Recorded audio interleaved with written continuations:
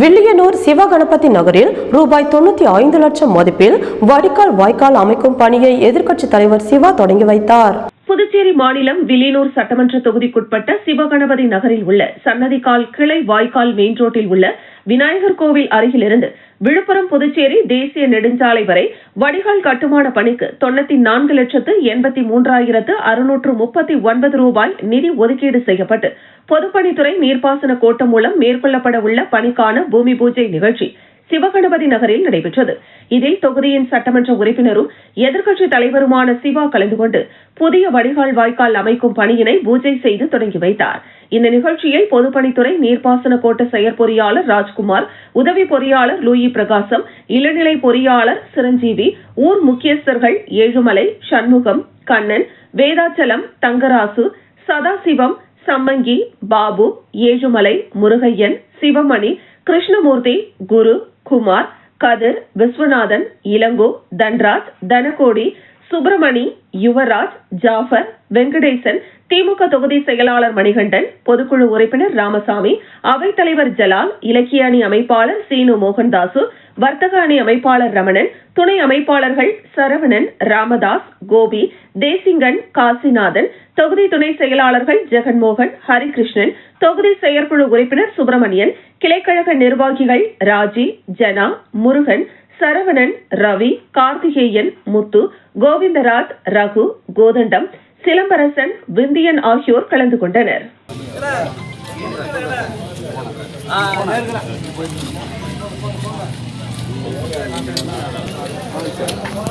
கை உள்ள பின்னாடி வேணாம்.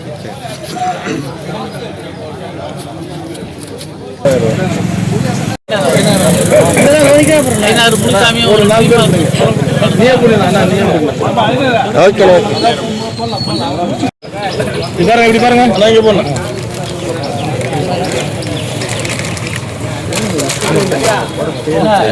தவற மாட்டான் இந்த கோட்டச்சாமி.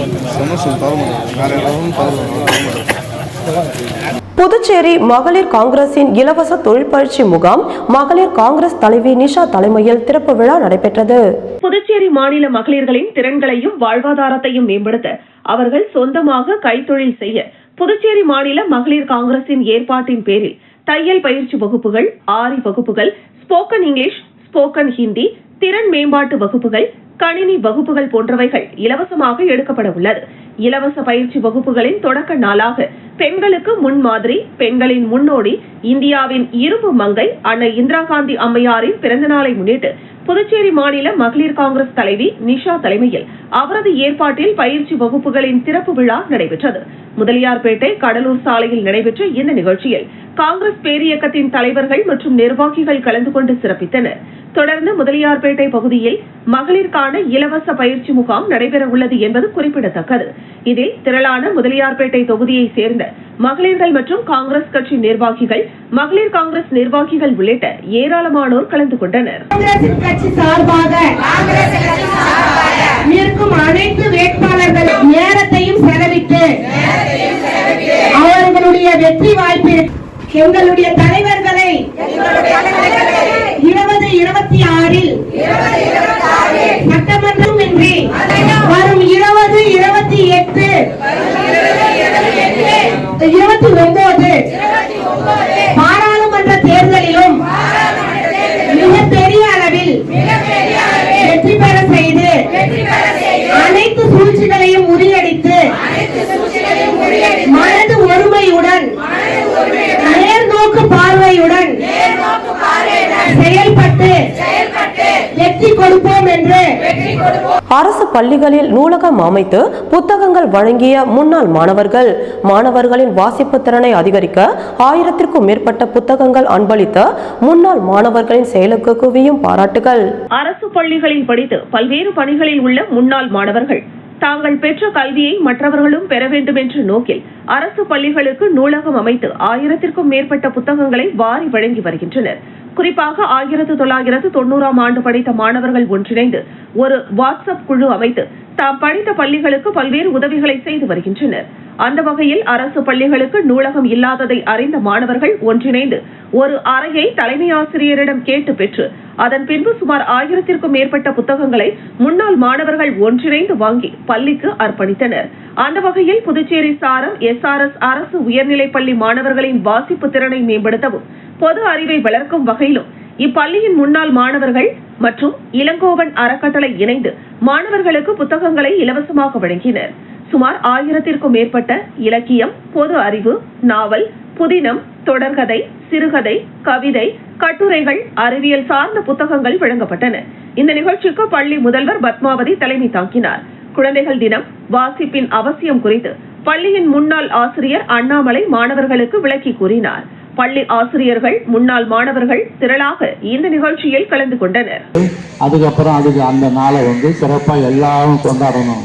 ஒரு ஸ்கூல் இருக்கும். விழுப்புரத்துல மட்டும்தான் ஸ்கூல் இருக்கும். திண்டிவனா ஸ்கூல் பண்ணலாம். பாண்டிச்சேரியில் பார்த்தீங்கன்னா வாவுசி பள்ளிக்கூடம் தெரிஞ்சு வைப்பாரு. நீங்க பிரதமர் ஆகிறது உங்களுக்கு வாய்ப்பு இருக்குது, நீங்க ஏன் போகலன்னு கேட்கும்போது அங்க பாருங்க.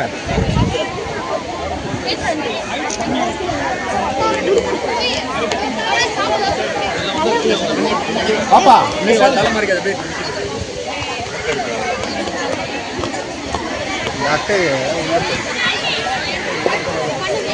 வருஷம் போறீங்க, அவங்க தீர்வு முடியாது. அப்புறம்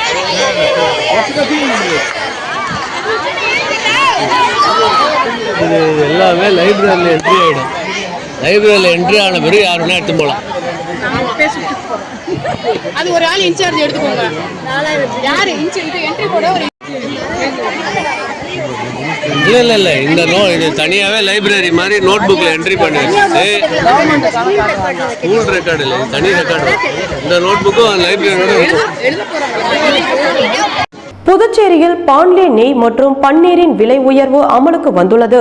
அதன்படி நெய் குறைந்தது 10 ரூபாய் முதல் அதிகபட்சமாக 50 ரூபாய் வரை உயர்த்தப்பட்டுள்ளது.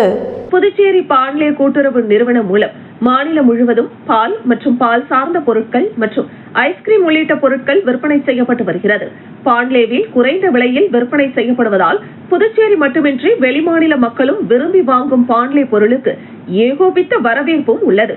அந்த வகையில் புதுச்சேரி பாண்லேவில் பசு நெய் 100 மில்லி 85 ரூபாயிலிருந்து 90 ரூபாயாகவும், 200 மில்லி 150 ரூபாயிலிருந்து 170 ரூபாயாகவும், 500 மில்லி 346 ரூபாயிலிருந்து 390 ரூபாயாகவும், 1 லிட்டர் 655 ரூபாயிலிருந்து 740 ரூபாயாகவும் உயர்த்தப்பட்டுள்ளது. அதேபோல் பன்னீர் 100 கிராம் 48 ரூபாயிலிருந்து 50 ரூபாயாகவும், 1 கிலோ பன்னீர் 400 ரூபாயிலிருந்து 425 ரூபாயாகவும் உயர்த்தப்பட்டுள்ளது. அந்த வகையில் நெய் குறைந்தது 10 ரூபாய் முதல் அதிகபட்சமாக 50 ரூபாய் வரையும், பன்னீர் 2 ரூபாய் முதல் 25 ரூபாய் வரை உயர்த்தப்பட்டுள்ளது. இந்த விலை உயர்வு இன்று முதல் அமலுக்கு வந்துள்ளது.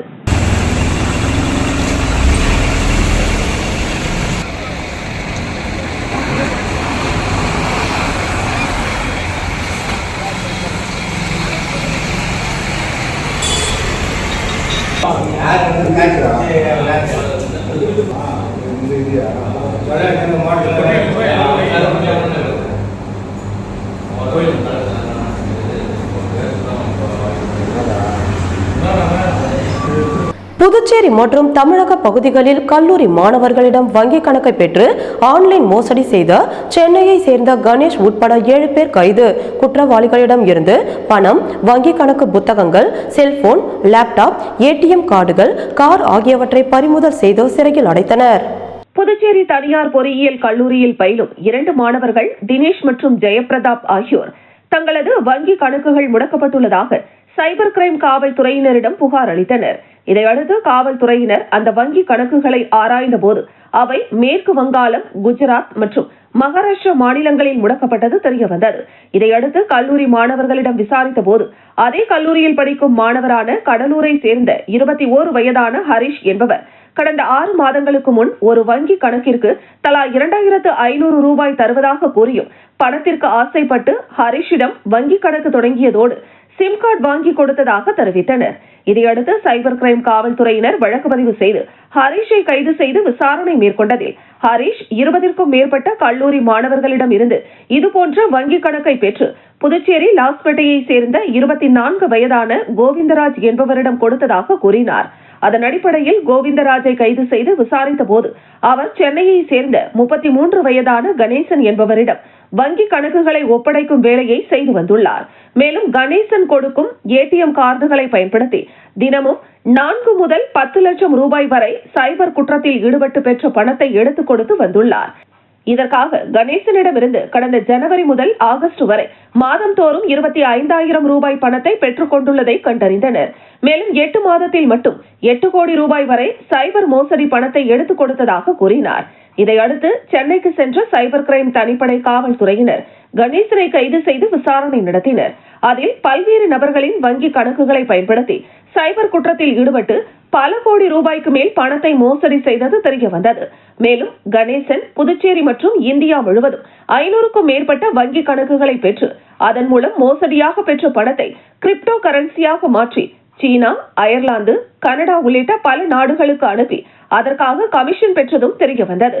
மேலும் கணேசன் அளித்த தகவலின் அடிப்படையில் புதுச்சேரி அரும்பார்த்தபுரத்தை சேர்ந்த 20 வயதான யஸ்வின், கடலூர் நடுவீரப்பட்டை சேர்ந்த 24 வயதான ஐயப்பன், சென்னை அண்ணாநகரை சேர்ந்த 29 வயதான தாமஸ், கள்ளக்குறிச்சியை சேர்ந்த 23 வயதான ராகுல் ஆகியோரை காவல்துறையினர் கைது செய்தனர்.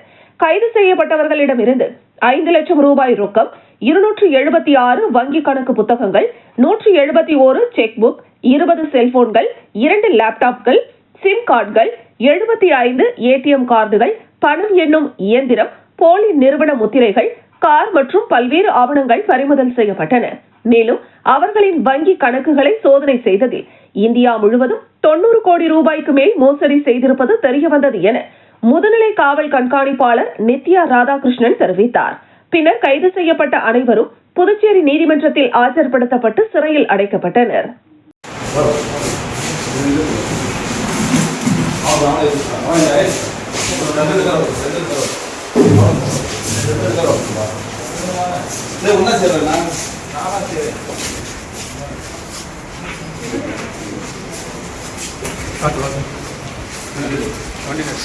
வண்டியில் யார் பாருக்கா?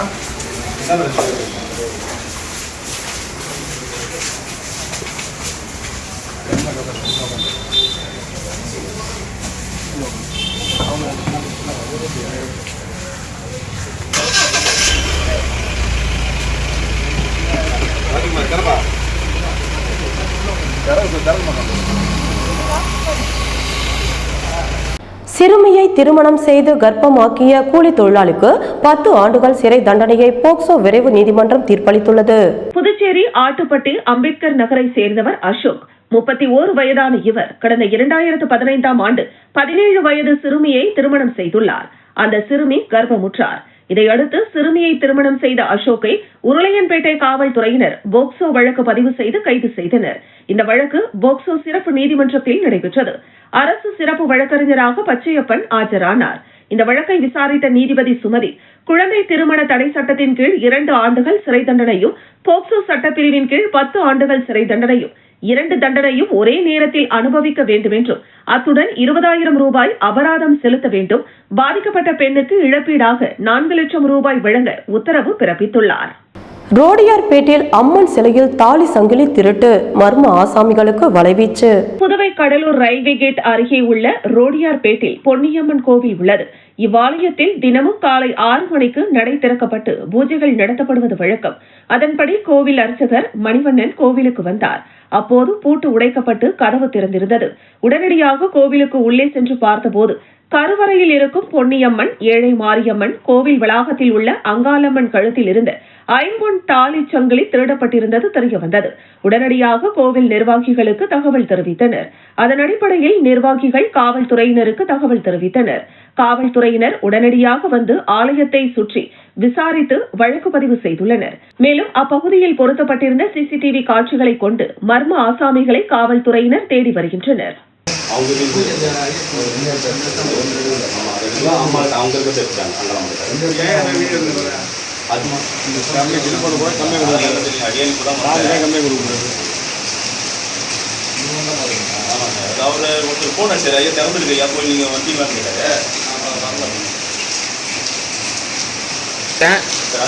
சரி, நான் வந்துட்டேன். போன வாட்டி சேர்ந்தாங்க, சரி அசால்ட்டா விட்டாச்சு. இந்த வாட்டி சரடி அம்மாவோட சரடி எடுத்துட்டாங்க.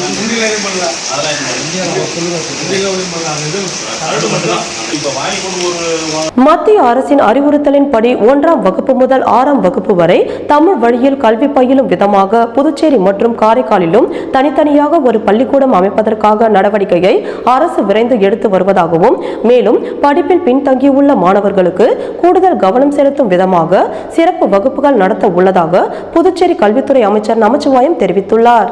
புதுச்சேரி லாஸ்பேட்டை பகுதியில் காஞ்சிமாமுனிவர் அரசு முதுநிலை மற்றும் ஆராய்ச்சி மையம் அமைந்துள்ளது. இங்கு மாணவர்களின் கல்வி மற்றும் திறன் மேம்பாட்டை முன்னேற்றும் நோக்கில் 3 புதிய வகுப்பறைகள், நடைபாதை அமைப்பதற்கான பூமி பூஜையும், மாணவர்களுக்கு மின்னணு நூலகம், ஆராய்ச்சி கூடம் மற்றும் மேம்படுத்தப்பட்ட உடற்கல்வி மையத்தையும், அதேபோல் மீன் வளர்ப்பு, காளான் வளர்ப்பு உள்ளிட்ட பல்வேறு திறன் மேம்பாட்டு மற்றும் தொழில் முனைவு பயிற்சி திட்டங்களை கல்வித்துறை அமைச்சர் நமச்சிவாயம் துவக்கி வைத்தார். நிகழ்ச்சியில் தொகுதியின் சட்டமன்ற உறுப்பினர் கல்யாண சுந்தரம், துறையின் செயலர், இயக்குனர், கல்லூரி நிர்வாகிகள் மற்றும் மாணவர்கள் கலந்து கொண்டனர். நிகழ்ச்சிக்கு பின்னர் செய்தியாளர்களிடம் பேசிய அமைச்சர் நமச்சிவாயம், பல்வேறு கல்லூரிகளுக்கு மத்திய அரசு ரூசா திட்டத்தின் கீழ் நிதிகள் வழங்கப்பட்டு உட்கட்டமைப்புகள் மேம்படுத்தப்படும். சிபிஎஸ்இ பாடத்திட்டத்தில் பல்வேறு பள்ளிகள் 100% தேர்ச்சி பெற்றுள்ளது. இருப்பினும் படிப்பில் பின்தங்கியுள்ள மாணவர்களுக்கு கூடுதல் கவனம் செலுத்தும் விதமாக சனிக்கிழமைகளில் சிறப்பு வகுப்புகள் நடத்த அறிவுறுத்தப்பட்டுள்ளது. அதேபோல் ஆசிரியர்களுக்கு உரிய பயிற்சி அளிக்கப்பட்டு வருகிறது. மத்திய அரசின் அறிவுறுத்தலின்படி 1ஆம் வகுப்பு முதல் 6ஆம் வகுப்பு வரை தமிழ் வழியில் கல்வி பயிலும் விதமாக புதுச்சேரி மற்றும் காரைக்காலிலும் தனித்தனியாக ஒரு பள்ளிக்கூடம் அமைப்பதற்காக நடவடிக்கையை அரசு எடுத்து வருகிறது. அதற்கான ஆலோசனை கூட்டம் சில நாட்களில் நடைபெற உள்ளது என்று தெரிவித்தார்.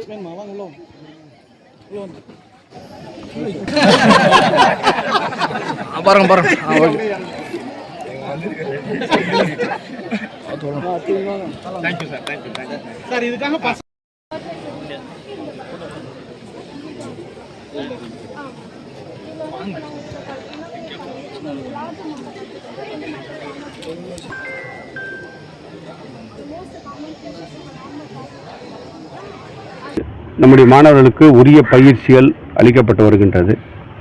ஆசிரியர்களுக்கு உரிய பயிற்சியும் அளிக்கப்பட்டு வருகின்றது. இப்போ நீங்கள் பார்த்தீங்கன்னா, போன சிபிஎஸ்இ பாடத்திட்டத்தில் பார்த்தீங்கன்னா அதிகப்படியான 100% தேர்ச்சியை நிறைய பள்ளிகள் பெற்றிருப்பதை நீங்கள் உணர்ந்திருப்பீர்கள். குறிப்பாக +2ல் 10ல் பார்த்தீங்கன்னா 9 பள்ளிகள், 10ல் பார்த்தீங்கன்னா 42 பள்ளிகள் 100% தேர்ச்சி இன்றைக்கு பெற்றிருக்கின்றார்கள். இந்த வாட்டி அதை விட கூடுதலாக நாம் மதிப்பெண்கள் நம்முடைய பிள்ளைகள் எடுக்க வேண்டும் என்ற நோக்கத்தின் அடிப்படையிலே அதற்கான நடவடிக்கைகள் இன்றைக்கு எடுக்கப்பட்டு அதற்கான பயிற்சிகள் கொடுக்கப்பட்டு. உள்துறை அமைச்சர் காவல்துறை தலைவரிடம் புகார் அளித்தும் நடவடிக்கை எடுக்காத நிலையில் துணைநிலை ஆளுநரிடம் புகார் அளித்த ஆளும் கட்சியை சேர்ந்த சட்டமன்ற உறுப்பினர் கல்யாண சுந்தரம். புதுச்சேரி காலாப்பட்டு பகுதியில் தனியார் கெமிக்கல் தொழிற்சாலை இயங்கி வருகிறது. இந்த தொழிற்சாலையில் கடந்த சில தினங்களுக்கு முன்பு மர்ம கும்பல் உள்ளே புகுந்து அதிகாரிகளிடம் வேலை கேட்டு வாக்குவாதத்தில் ஈடுபட்டு மிரட்டியதாக தெரிகிறது. மேலும் இந்த சம்பவம் தொடர்பாக தொகுதியின் சட்டமன்ற உறுப்பினரும் தொழிற்சாலையின் தொழிற்சங்க தலைவருமான கல்யாண சுந்தரம் தொழிற்சாலைக்குள் புகுந்து மிரட்டிய மர்ம நபர்கள் மீது நடவடிக்கை எடுக்க கோரி காவல் நிலையம், காவல்துறை தலைவர் மற்றும் உள்துறை அமைச்சர் ஆகியோரிடம் புகார் அளித்துள்ளார். ஆனால் புகார் அளித்து 4 நாட்கள் ஆகியும் இதுவரை நடவடிக்கை எடுக்காத நிலையில் ஆளும் பாஜக சட்டமன்ற உறுப்பினர் கல்யாண சுந்தரம் ஆளுநர் மாளிகையில் துணைநிலை ஆளுநரை சந்தித்து மனு அளித்தார். மேலும் தொழிற்சாலையில் புகுந்து மிரட்டியவர்கள் மீது 2 நாட்களில் நடவடிக்கை எடுக்கவில்லை என்றால் மக்களை திரட்டி போராட்டம் நடத்தப் போவதாகவும் சட்டமன்ற உறுப்பினர் எச்சரிக்கை விடுத்துள்ளார்.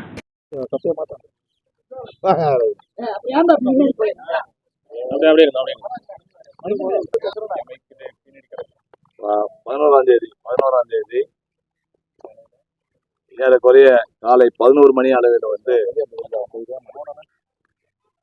புதுச்சேரி என்ற காலாப்பட்டு தொகுதிக்கு உட்பட்ட சட்டமன்ற தொகுதிக்கு உட்பட்ட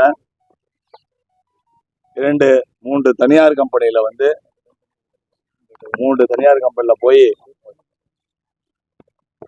புதுச்சேரி சேர்ந்த ரவுடிகள் ஏறக்குறைய 50க்கும் மேற்பட்ட கொலை குற்றவாளி ரவுடிகள் உள்ளே சென்று அந்த நிறுவனத்திடம் மிரட்டி வேலை கேட்பன்ற ஒரு அடிப்படையில அந்த நிறுவனத்தை மிரட்டி அங்க வேலை செய்கின்ற பெண்கள், குறிப்பாக காலாப்பட்டு தொகுதியை சேர்ந்த பெண்களை, காலாப்பட்டு தொகுதியை சேர்ந்த ஏறக்குறைய 700 பெண்கள் வந்து இந்த தொழிற்சாலை கழக பணியாற்ற இயலாத சூழல் உள்ளது என அதிமுகவில் இருந்து விலகிய முன்னாள் சட்டமன்ற உறுப்பினர் பாஸ்கர் தெரிவித்துள்ளார். புதுச்சேரி முதலியார்பேட்டை முன்னாள் அதிமுக சட்டமன்ற உறுப்பினர், புதுச்சேரி மாநில அம்மா பேரவை செயலாளருமான பாஸ்கரன் அதிமுகவில் இருந்து தன்னை விலக்கிக் கொண்டதாக எடப்பாடி பழனிசாமிக்கு கடிதம் அனுப்பியுள்ளார். அந்த கடிதத்தில், நான் நமது கழகத்தில் 40 ஆண்டுகளுக்கு மேலாக கழக உறுப்பினராக சேர்ந்து பணியாற்றி வருகிறேன். அதன் காரணமாக பல்வேறு பொறுப்புகளும் புரட்சித் தலைவி அம்மா அவர்களால் அளிக்கப்பெற்று பணியாற்றி வந்தேன். மேலும் அம்மா அளித்த வாய்ப்பின் காரணமாக ஒருமுறை புதுச்சேரி மாநில நகராட்சியில் கவுன்சிலராகவும் 2 முறை தொடர்ந்து முதலியார்பேட்டை தொகுதியின் சட்டமன்ற உறுப்பினராகவும் தேர்வு பெற்று மக்களுக்கு பணியாற்றினேன். மேலும் 2021ஆம் ஆண்டு கழக பொதுச் செயலாளர் ஆகிய தாங்கள் எனக்கு மீண்டும் முதலியார்பேட்டை சட்டமன்ற தொகுதியில் போட்டியிட வாய்ப்பு அளித்தீர்கள். நான் தொடர்ந்து கழக பணியாற்றி கவுன்சிலராகவும் சட்டமன்ற உறுப்பினராகவும் மக்கள் சேவை செய்யவும் எனது அரசியல் குரு புதுச்சேரி மாநில கழக செயலாளர் அன்பழகன் எனக்கு வாய்ப்புகள் கொடுத்து துணையாக இருந்தார். மேலும் அவரது வழிகாட்டுதல் மற்றும் ஆலோசனையின் அடிப்படையில் கழக வளர்ச்சிக்கும் வார்டு மற்றும் தொகுதி வளர்ச்சிக்கும் பல்வேறு பணிகளை செய்து மக்களிடம் நற்பெயரும் பெற்றுள்ளேன். அதே சமயம் தற்போது என்னால் தொடர்ந்து கழக பணியாற்ற இயலாத சூழல் உள்ளது. அதனால் நான் வகித்து வரும் புதுச்சேரி மாநில அம்மா பேரவை செயலாளர் மற்றும் கழக அடிப்படை உறுப்பினர் பொறுப்பில் இருந்து என்னை முழுமையாக விடுவித்துக் கொள்கிறேன். கழகம் சார்பில் முதலியார்பேட்டை தொகுதியில் போட்டியிட வாய்ப்பு அளித்த பொதுச் செயலாளர் எடப்பாடி பழனிசாமிக்கும் எனது அரசியல் குரு புதுச்சேரி மாநில கழக செயலாளர் அன்பழகன் ஆகியோருக்கும் இந்த நேரத்தில் எனது மனமார்ந்த நன்றியை தெரிவித்துக் கொள்கிறேன் என்றும் குறிப்பிட்டுள்ளார். புதுச்சேரி மாநில பாரதிய ஜனதா கட்சியின் மாநில செயற்குழு உறுப்பினராக பொறுப்பேற்றுள்ள விக்னேஷ் உள்துறை அமைச்சர் நமச்சிவாயத்தை சந்தித்து ஆசி பெற்றார். புதுச்சேரி மாநில பாரதிய ஜனதா கட்சியின் விவசாய அணியின் மாநில செயற்குழு உறுப்பினராக புதுச்சேரி நெல்லித்தோப்பு பகுதியை சேர்ந்த விக்னேஷ் அவர்கள் பொறுப்பேற்றுக் கொண்டார். இதனையடுத்து அவர் உள்துறை அமைச்சர் நமச்சிவாயம் மற்றும் புதுச்சேரி பாரதிய ஜனதா கட்சி தலைவர் ராமலிங்கம் அவர்களையும், பாரதிய ஜனதா கட்சியின் துணைத் தலைவர் உழவக்கரை சரவணன் மற்றும் பாரதிய ஜனதா கட்சி முக்கிய நிர்வாகிகளை சந்தித்து வாழ்த்து பெற்றார்.